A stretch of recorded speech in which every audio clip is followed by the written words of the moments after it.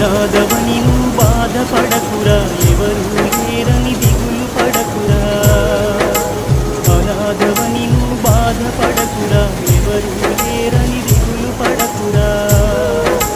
నీపై అమ్మకు కక్ష లేదురా, దేవుడేసిన పెద్ద శిక్షరా. అనాథవని నువ్వు బాధపడకురా, ఎవరు లేరని దిగులు పడకురా.